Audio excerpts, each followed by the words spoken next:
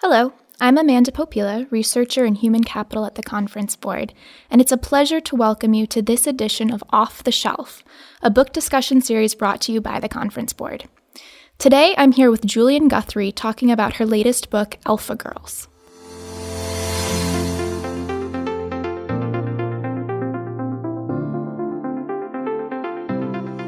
Julian's book, Alpha Girls, the women upstarts who took on Silicon Valley's male culture and made the deals of a lifetime, follows the careers of four women who became stars in the male-dominated world of venture capital in Silicon Valley and helped build some of the foremost companies of our time. Julian, thanks for joining us today. Thank you for having me. It's great to be on. So, Julian, can you tell us a little bit about the four incredible women that you highlighted in your book? I would love to. I'm super excited about this story, which is being adapted for a television series, so stay tuned, but read the book first. So the story is about four women, as you said, who come from very different backgrounds. It was even different eras, who come to California, to Northern California, to Silicon Valley to try to make it in this world that is decidedly stacked against them as women. And we have Magdalena Yeşil, who comes to Silicon Valley to attend Stanford, knowing no one, $43 to her name. I think she had 9 gold bracelets to sell if needed. And she goes on to earn her electrical engineering degree at Stanford, become a serial entrepreneur, a lot of hits and misses. And she goes on to become phenomenally successful, helps build and finance a little company called Salesforce.com, is, in the game today. I think she's on her 5th startup. That's Magdalena. Theresa Gao is a really incredible person, and her story I just love. Her family had moved to the United States from Jakarta, Indonesia, to make a better life for Theresa and her younger sister. And they lived in this kind of blue-collar town in upstate New York, and where they were really the only Asian American family in town. But Theresa made it to Brown University, and where she graduated magna cum laude in engineering, and comes west. And her story is full of ups and downs and perseverance. And she helped land some of these, huge deals, including Facebook, which we'll talk more about. Then we have MJ Elmore. I love her story. She's a girl from the Midwest, very low income family, and she drives west in this old Ford Pinto that's like breaking down and rusted out. And she joins a little company called Intel, and from there her career, she does remarkable things and becomes one of the first women in history to become a partner at a venture capital firm. And then we have Theresa Perkins, the last but certainly not least, who is from the South. And she was very kind of this scrappy entrepreneurial child, young woman, always working, always hatching little business ideas. And she will become a partner at Menlo Ventures on Sand Hill Road, and her investments will make the internet safer and faster. So the women, very different backstories, very different, some different struggles, and a lot of commonalities. Yeah, thank you. I read the book and I loved it. I loved how inspiring these women are and the things that they have done in their careers.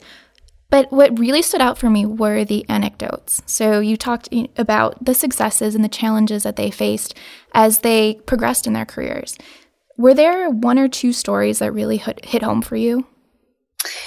There are so many. It's really hard to pick, but a couple that come to mind. So Magdalena, whom I spoke of, and I referenced Salesforce. That's an interesting story because by this point, this was during the dot-com boom. This was the late 90s, early 2000, before the bust had happened. She was working at USVP, a venture capital firm. She had been a serial entrepreneur and had success there. And so now she's writing checks to startups. And she has lunch one day with Mark Benioff, who was then at Oracle. And Mark had this idea that he wanted to run by her. They had worked together through her startups. And he ran this idea that would become Salesforce by her. And he said, what do you think? Can I do it? And should I do it? And she said, yes, and yes. And I will help you. I will raise money. I will help you build the team. What's interesting about that, in addition to the fact that she was really instrumental from really idea through IPO, is that her own venture firm, where she was a partner, turned Mark Benioff down for funding several times. So Magdalena actually wrote a check, a personal check, to help fund Mark Benioff when her own firm, again, turned Mark down more than once. And to me, this is an anecdote, a story about women can make great investors, women are great technologists, and women are great at risk taking. There are many stories like that in the book. Another story that kind of stands out to me, or that jumps out of my mind right now, is Theresa Gao. So I said she had gone to Brown and she had gotten this engineering degree, and she eventually, we jump ahead here, she joins a venture capital firm after also working at a startup, kind of a crazy story, which is in the book. And she realizes, and all of these women, by the way, they're the onlys. They're the only woman at the table, pretty much. They're the first women to become, partners or managing directors at their firms. But Theresa realized early on that she needed to specialize in something when she was at this venture firm. And she chose cybersecurity. And I think this is a really important message for women who are in these male-dominated industries to find a specialty, to own it, to make it your own, to be quantitative about it. And Theresa did that. And she, really landed some of these key cybersecurity deals and allied herself with some of these kind of rock stars in the industry. She also did something that these women also did. She had really strong male allies, and one in particular, a fellow named Jim Getz, who's a star in venture capital and helped fund. He was the only investor behind WhatsApp, but he was a great ally to her, and he would tell her what the guys kind of in the locker room, so to speak, were saying. And when there were other guys trying to undermine Theresa's successes by starting rumors, really kind of twisted rumors, it was Jim who said, hey, this is going on. There's this talk. And then it was Theresa's, choice to ignore it or just persevere, which is what she did. So I think those two stories are kind of instructive about the potential for women and the reality for women, and just some kind of tips for what worked for these particular women in Alpha Girls. Yeah, and that kind of brings me to my next question. You mentioned that, so one piece of advice for women is to kind of specialize in something, especially in a male-dominated industry. It's important to kind of have those skills that make you indispensable. And then you also talked about the male allies and partnering with males. What other things did these women have in common that helped make them successful? Or were there things that they had in common? There were, as I kind of step back and think about the book, which has now been out for, it's brand new, only out for a couple of months. I do see commonalities, and, they loved their job. They loved being in tech. They loved venture capital, kind of this role of either creating the companies that will, when they work, will shape how we live. So they love their job. And I always talk about, all my books, I have learned this lesson that, love what you do, be passionate about what you do, and that will take you far. So love technology, love venture capital. It's actually a great job for women. Unfortunately, there's such a paucity of women, which is what got me into this book, but we can talk about that later. So love of their job, really enjoyed working with entrepreneurs and building super exciting companies. You can make a lot of money in tech and venture capital, which is a great thing for women. They used humor to diffuse potentially tense situations with male colleagues. And they really got in the game. I mean, to use a cliche, when there was a networking event, when they were playing flag football, when there were downhill ski races, when, there were all of these things, they participated, they got their foot in the door. They, found commonalities. They became team players.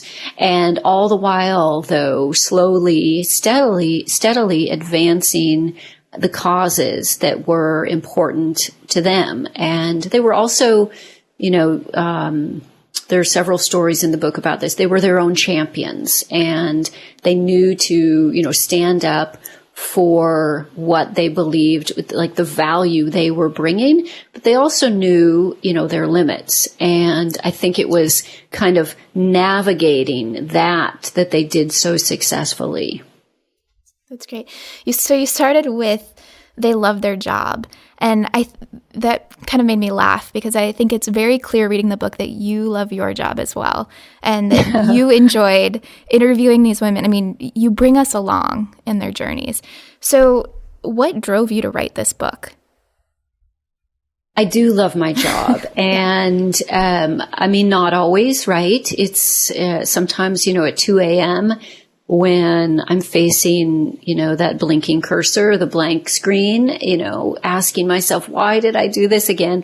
But I am a believer in storytelling, in the power that stories have to enlighten and transform and take us places that are really wonderful to go to. But I recently read a saying that I think is, it resonated with me. And it's very simple, but I think it's really beautiful. And it's go to a place of silence and speak. And I think there's something profound there where, this is a world where men very much dominate in terms of in tech and in venture capital. And unfortunately, in so many industries across the globe, that is the reality. But I went to this corner of the world to find these women who should have already been in the spotlight. And I wanted to tell their stories first because they're wonderful characters. This is a true story, but I see them as kind of characters. I write in a very novelistic way. So I wanted to tell about their lives and their personal lives and their struggles and their failures and their successes. But as a journalist for 20 some years, I want to tell stories that haven't been told. And again, this is an area where more of these stories about women need to be told. And then I just think you go on this incredible journey, whether you're interested in venture capital or tech, it doesn't really matter because you can follow the women's lives. And, one of them, if not, 2 or 3 or 4 will be very relatable, I think, to the reader or to the listener. Absolutely. Thank you. So we're going to take a short break for some quick announcements, and we'll be back in just a minute to continue this conversation with Julian Guthrie on her book, Alpha Girls. Looking for additional insights beyond this podcast? The Conference Board hosts an array of annual seminars and conferences on a wide selection of topics, ranging from engagement to strategic HR, talent management, leadership, and diversity and inclusion. Learn best practices from top companies and hear insights from renowned practitioners and thought leaders, all while having the opportunity to network and collaborate with your peers. For a complete list of our upcoming programs, you can visit us at www.conferenceboard.org/events. And as an added thank you for listening to this program, use code POD300 to save $300 off your registration. That's POD 300. Seats fill up quickly, so visit our website and reserve your spot today. Hello, and welcome back to our conversation with Julian Guthrie on her book, Alpha Girls.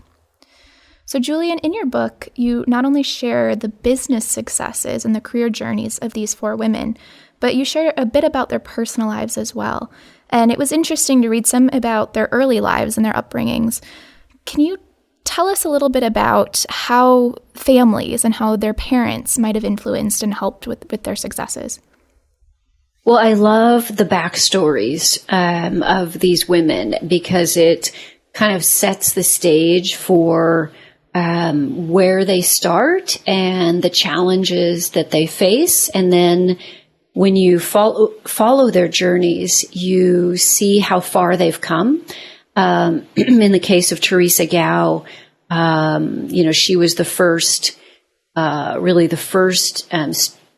student, first person from this town that she grew up in upstate New York to go to the Ivy Leagues. She was very driven, but her parents were also had very high expectations for her.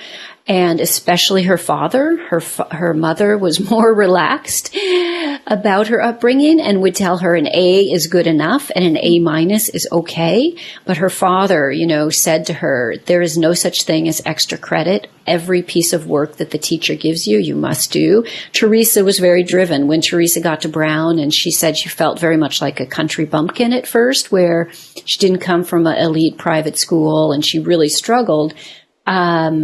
She went home and, over break, and she was telling her father that she was doing much better in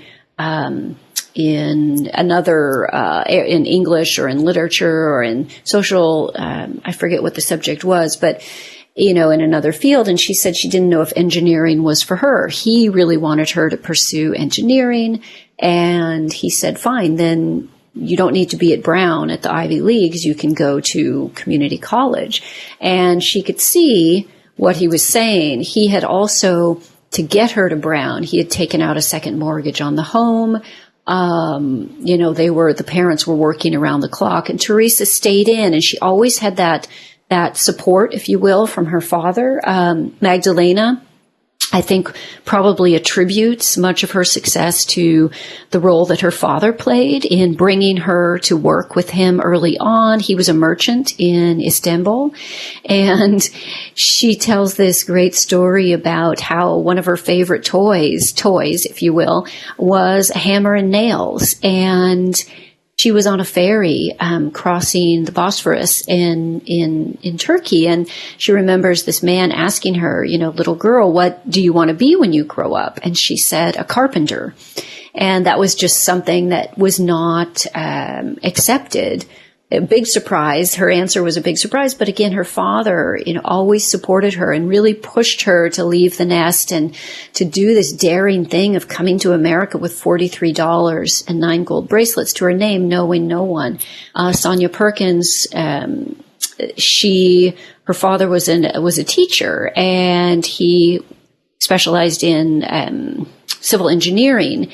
And he would always talk with her about transportation and point-to-point transport. So flash forward a few decades when Sonia is at Menlo Ventures and she hears of this company called Uber.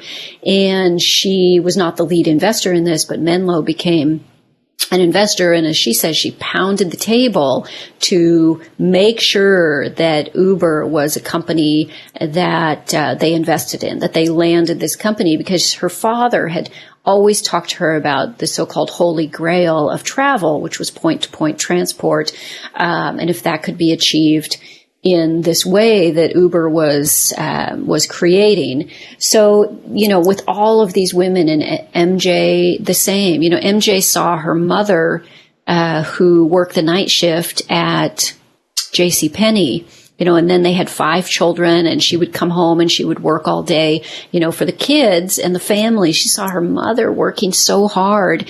And, she was inspired by her, but she also, didn't want to follow exactly in those footsteps. Her mother was kind of a martyr, as many women, especially of that generation, can be, and now. But her mother would, when all the family had steak, she would have hamburger. And it was the story that MJ told me. And she didn't want to be the person who, opted for hamburger because they, when everyone else had steak, to do that. And she goes on in her career in really interesting ways in the book to make so many sacrifices for other people, which for her family, keeping her foot in the door at her venture firm.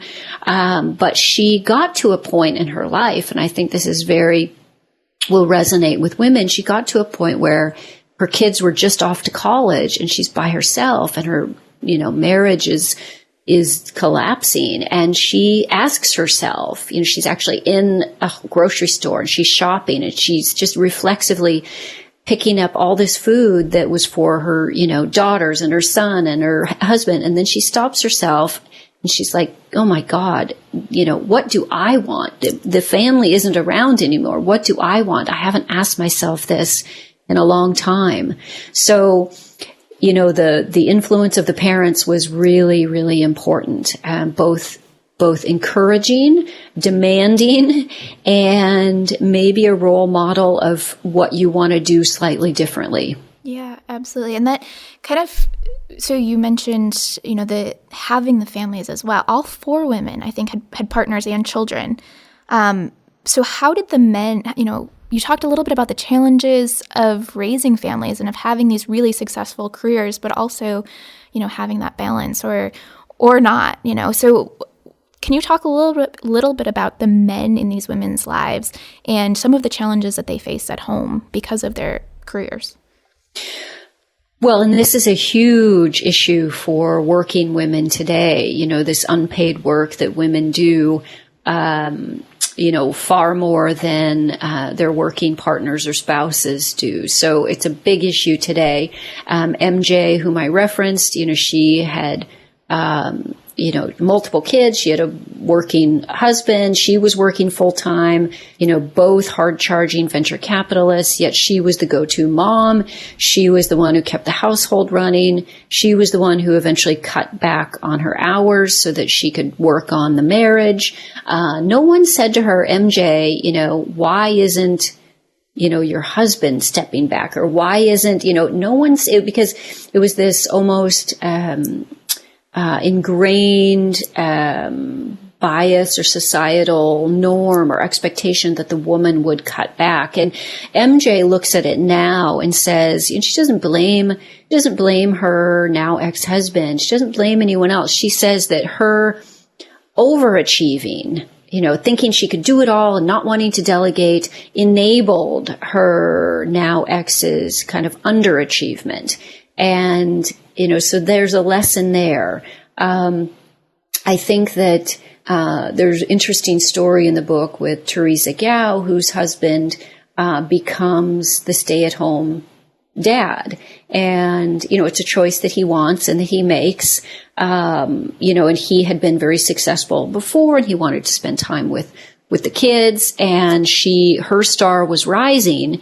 So then there's the dynamic of what happens in a relationship, in a marriage, when suddenly the woman, or steadily, the woman is making far more than the man. And this becomes very fraught, as it does with their story. And I know a lot of men who would say, fantastic, great, bring home, the bacon, so to speak. But it's a complicated dynamic between men and women. And so that played out in very uncomfortable ways in that particular story. I think that, again, it's an issue that really needs to be addressed, and women with their partners, with their spouses, need to talk about kind of this delineation of responsibilities at home early, and women need to rethink about being reflexively the one to pull back from a career that maybe they love because of all of these other needs come into, and loves, family, but we can balance it. We can share the responsibilities, and that's not happening enough today. Yeah.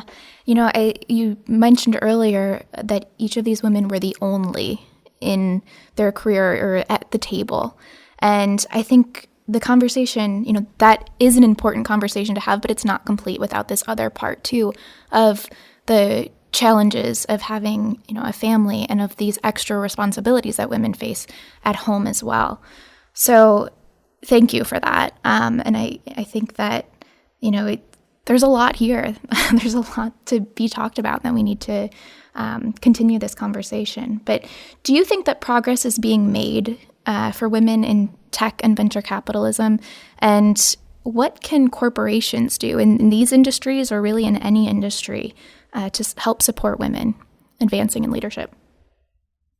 So when I started the reporting for my book a couple of years ago, I read the statistic that 94% of all check writing venture capitalists, really the partners at VC firms, were men. Today, that number is closer to 91 or 92%. So there's progress. It's incremental, but progress. And then anecdotally, but powerful stories, we now have Theresa Gao, who has her own firm, Aspect Ventures. And instead of, the industry norm for investing in women-founded firms is 2% of all VC dollars, venture capital dollars, go to women-founded firms, only 2%. Theresa's firm is like at 48%. 48% of their investments are going to women-founded firms. Sonia Perkins, similar numbers with an investing platform she has founded called Broadway Angels. There are stories like that where I've met really amazing women investors across the country, actually across the globe, who are now focusing on this, who are, looking at, okay, women comprise, 50% of the population and control around 80% of consumer spending. And so, this is a huge financial missed opportunity if you don't have more diversity, in gender and racial and every socioeconomic at the table. I think that companies can do a great deal to support more diversity, to support more women. I think that the biases that are built into all of us, we're human, we're biased. This isn't railing against men. This is, there are a lot of great guys in Alpha Girls, in the story that I write, and in tech and venture capital who want to be allies. So I think it's a matter of everyone talking about, is there an affinity bias? Is it, that traditionally in the old boys network of venture capital and tech, it's, men are writing checks to men who look like themselves. And so let's look at that and realize that there is this real affinity bias. Then there's the maternal or maternity bias, where women get derailed, often, or, passed over for really key promotions when family enters the picture. So I think that those two things are starting points. And then I also think that, again, men can be really, really strong allies. And I think, if you read Alpha Girls as a man, you're going to have a very different sense, for your daughter, for your wife, for your employees, for your peers, maybe for your boss, what women are going through, and that there are these really ridiculous obstacles. I also think that individuals, that we have great power to affect change, even if it's incrementally, but those incremental victories can add up to something significant. So, push for your own success, forge your own success, and then bring others along with you. I think that women's networks are really great. They're a lot of fun. They're really important, and we need to have more of them. So companies can found women, host events, women's networks. Women can found them, and then raise other people up. Men raise women up. Women raise women up. We need more of their stories, more success stories about women out in the world. And tell your story. As I say, it's not boasting when it's based on fact. So tell your story. Tell the stories of other great women in your midst. Thank you. That's fantastic advice. So in our last couple minutes, our last question, and on a more personal note, can you tell us what you're reading now? Oh, well, this, I read so much. I read so many different things. I read a ton for research, but which is most of, many books on the research front. But kind of one fun thing that I'm reading right now, which will be definitely unexpected, is I'm really intrigued by, at the moment, by Tom Clancy's writing, only because I'm interested in storytelling that goes from one medium to the next. My son, who's newly a teenager, is interested in video games. Surprise, surprise. And he was the one who alerted me to this video game called Rainbow Six. And I'm like, wow, that's a book. And so I'm curious as to how you go from, how you adapt things. The Alpha Girls is being adapted for television, so that's a really fascinating process. I have a producer credit in that. I'm working with the woman producer who is really incredible, and the writer on that. So I'm interested in storytelling in various forms and mediums.